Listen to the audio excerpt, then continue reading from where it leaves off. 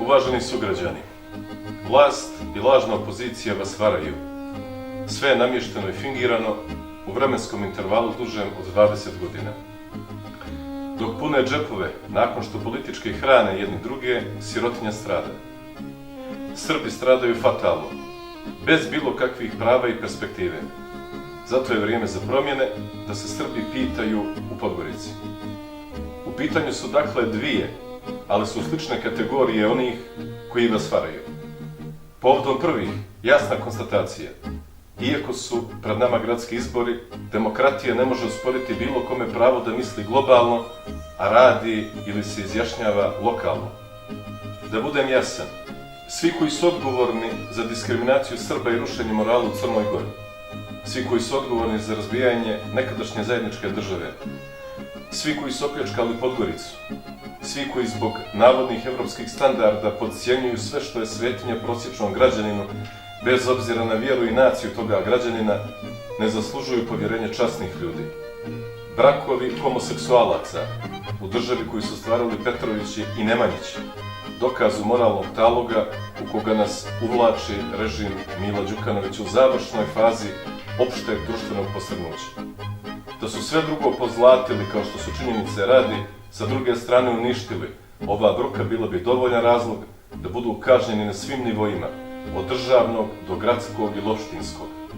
Strukture koje se nazivaju parlamentarnom opozicijom, a redovno gube svake izbore, iako prije toga obećavaju pobjede, ne mogu se pozivati na navodno rasipanje glasova samo da bi sačuvali monopole kojima raspolažu. Različite su kategorije glasova koje se mogu vezivati za izborni uspjeh ili neuspjeh. Neki ljudi iskreno ispričaju jasnu ideološku priču bez kalkulacija.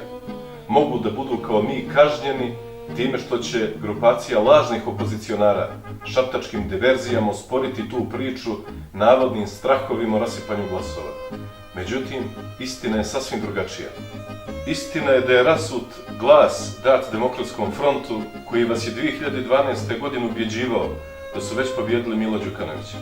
Istina je da su 2015. godine prodali proteste tako što je njihov današnji kandidat za gradonačelnika Podgorice saopštio u trenutku kada je postojala kritična masa pred Skupštinom Crne Gore da navodno ne može da kontroliše nezadovoljne ljude, nakon čega su nastupili režimski batinaši i tukli narod.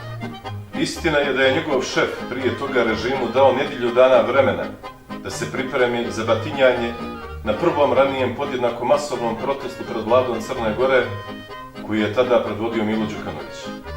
Istina je da im ne valja niko iz redova opozicije da saopštavaju neistini isključivo o onima koji su u opoziciji.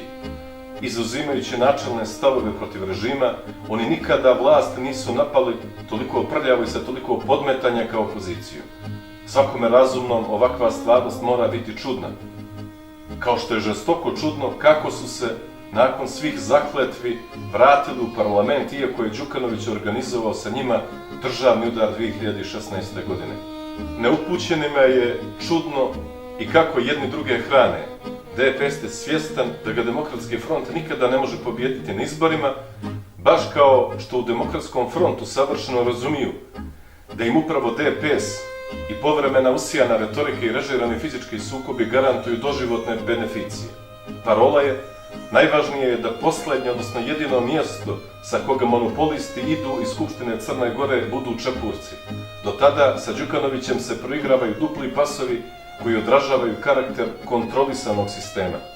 Jedino u takvom sistemu kandidat za gradonačelnika Podgorice iz redova Demokratskog fronta državi može da duguje $500.000 evra i da se kreditno zadužuje znatno više od tog iznosa sa hipotekom na visinu od petine kredita.